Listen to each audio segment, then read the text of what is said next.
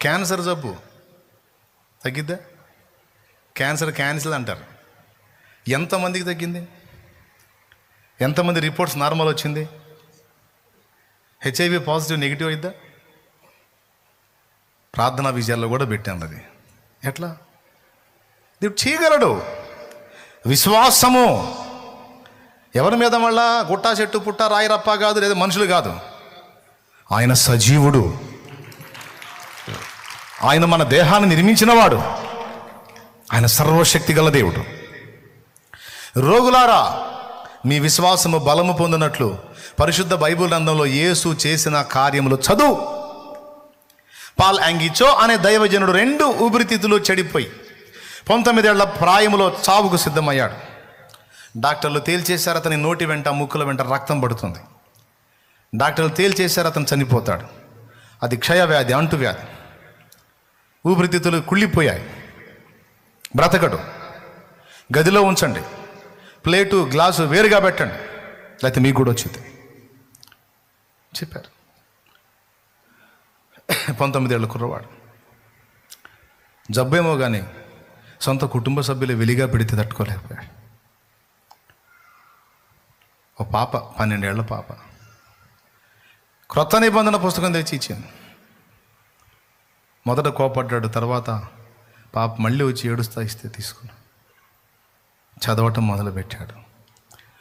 కేవలం యేసు ప్రభు చేసిన కార్యాలే చదువుతున్నాడు చదువుతున్నాడు చదువుతున్నాడు చదువుతున్నాడు చదువుతున్నాడు చదువుతున్నాడు చదువుతున్నాడు. ఆయన చేసిన కార్యాలు, సూచక్రియలు, మహత్కార్యాలు, అద్భుతములు అన్నీ అయ్యే మళ్ళీ మళ్ళీ మళ్ళీ మళ్ళీ మళ్ళీ మళ్ళీ మళ్ళీ మళ్ళీ మళ్ళీ మళ్ళీ మళ్ళీ మళ్ళీ మళ్ళీ మళ్ళీ చదువుతా ఉన్నాడు. ఇక అదే మందు. లేవటం యేసయ్య కార్యాలు చదవటం, కొంచెం తినటం యేసయ్య కార్యాలు అయ్యే అయ్యే అయ్యే అయ్యే చదువుతూ ఉన్నాడు. అతనిలో విశ్వాసము ఏర్పడింది. ఇంతమందికి ఇన్ని చేసిన వాడు నన్ను సహా స్వస్థపరచగలడు అని నమ్మాడు. మళ్ళీ మళ్ళీ మళ్ళీ మళ్ళీ చదువుతూ ఉన్నాడు. 2 మార్లు కంప్లీట్గా చదివాడు. ఇక 3వ మారుకి టెస్ట్ చేస్తే 2 ఊపిరితిత్తులు నార్మల్ రిపోర్ట్.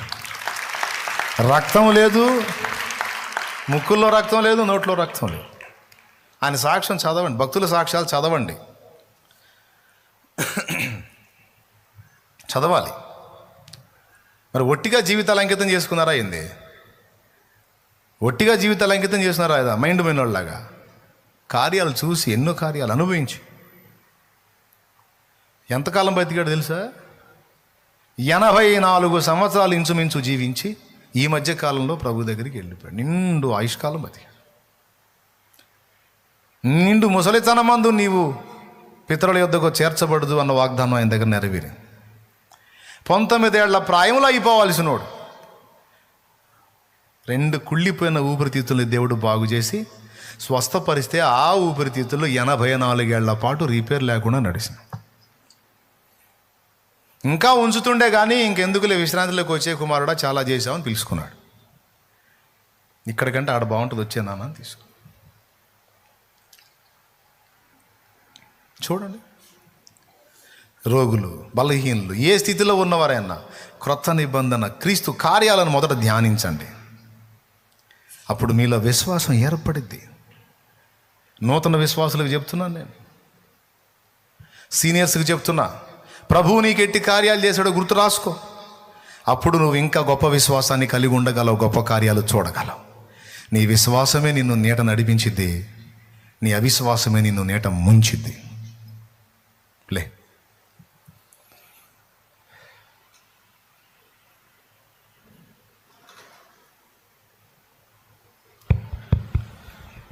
ప్రార్థన చేద్దాం. స్తోత్రం. అలా పైకి లేచి నిలబడండి. కొద్దిగా మీ కాళ్ళు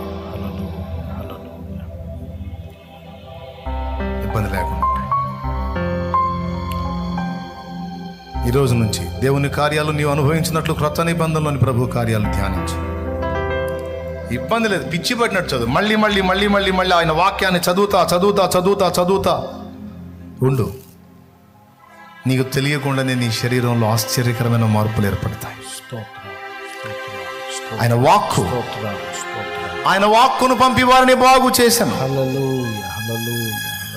ఆయన స్వస్థపరచు దేవుడు, బ్రతికించు దేవుడు, బాగు చేయు దేవుడు, బలపరచు దేవుడు. విశ్వాసి, పరిచారకుడు, సేవకుడు అన్న భేదం లేదు. దైవ జనము కూడా ప్రభు కార్యాలు మర్చిపోతున్నాం. అదే నీ దరిద్రం. ప్రభు కార్యాలు మర్చిపోతున్నావు. అదే నీ ఆధ్యాత్మిక దారిద్ర్యం, నీ విశ్వాస దారిద్ర్యం. గుర్తు చేసుకో, కూర్చో, రాసుకో. అసలు ఎన్ని చేశాడు, ఎన్ని చేస్తాడు, ఇన్ని చేసిన వాడు ఇక ముందు అనుకున్న చేయడా? అల్ప విశ్వాసం. ఎందుకు సందేహపడుతూ అంటారు? నీకు విశ్వాసం లేదు కదా నాన్న, వృద్ధి పొందిద్దామంటే నువ్వు గతాన్ని మర్చిపోయేవాడివి కదరా, మర్చిపోయేదానివిగా. వాటిని జ్ఞాపకంలో పెట్టుకోగలిగితే వీటి కంటే ఎక్కువ గొప్ప కార్యాలు చూస్తావు. ఈరోజు ప్రార్థన చేయండి. నా విశ్వాసాన్ని వృద్ధి పొందించమన్నాడు, నా గతాన్ని గుర్తు చేయమన్నాడు. నూతన నిబంధన ప్రభు స్వస్థత కార్యాలు ధ్యానించండి.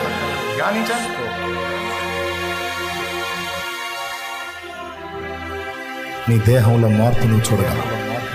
నీ సర్వ శరీరం ఆరోగ్యవంతం అగుట నువ్వు చూడగలవు.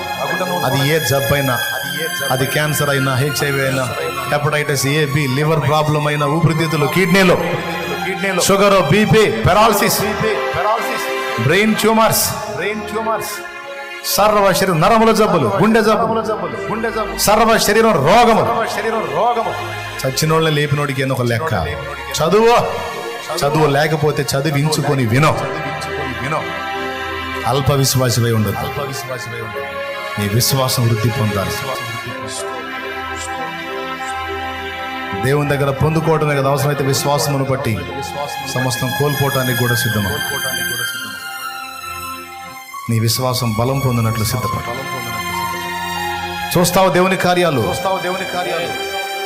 నీ సేవలో చూస్తావు, నీ కుటుంబంలో చూస్తావు, నువ్వు ఎదుర్కొన్న సమస్యల విషయంలో చూస్తావు, నీ శరీర రోగాల విషయంలో చూస్తావు, నీ సంతానం విషయంలో చూస్తావు, అద్భుతాలు చూస్తావు, ఆశ్చర్యాలు చూస్తావు.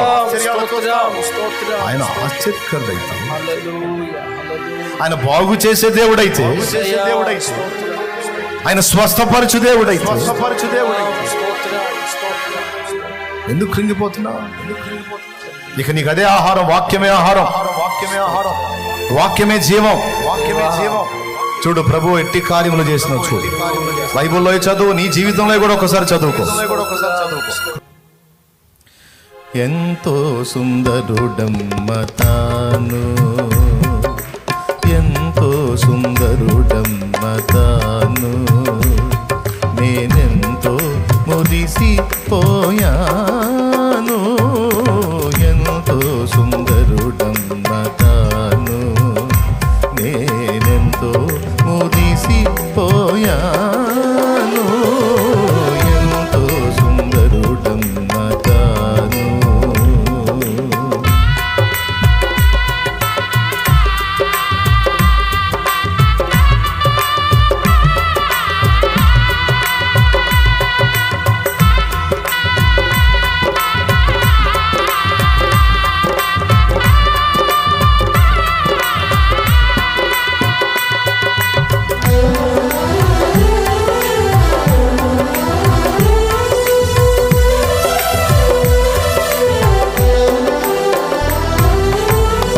ధవళవన్నుడు రత్నవన్నుండు నా ప్రియుడు, ధవళవన్నుడు రత్నవన్నుండు నా ప్రియుడు, అవని 10,000 అతి శ్రేష్ఠుడా తండు.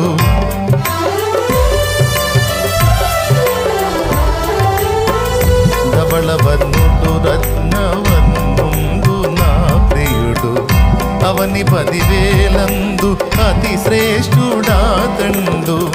ఎవరు ఆయన కిలలో సమరూప పురుషుడు,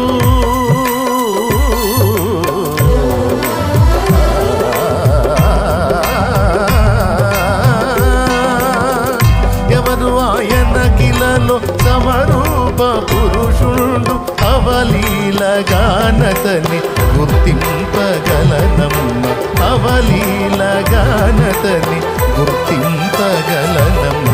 ఎంతో ఎంతో సుందరుడమ్మ తాను, నేనెంతో మురిసిపోయాను. ఎంతో సుందరుడమ్మ తాను.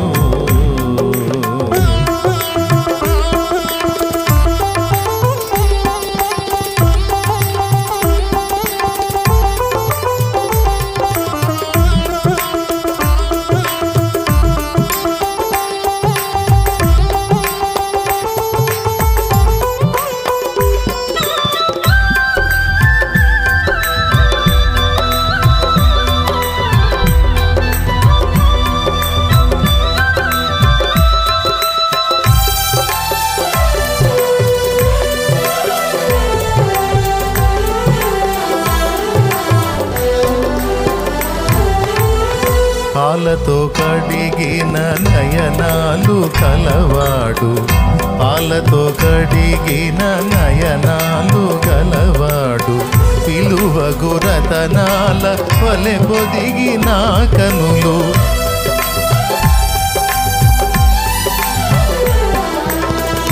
పాలతో కడిగిన నయనాలు గలవాడు, విలువగు రతనాల వలె పొదిగిన కనులు, కలుషము కమలాల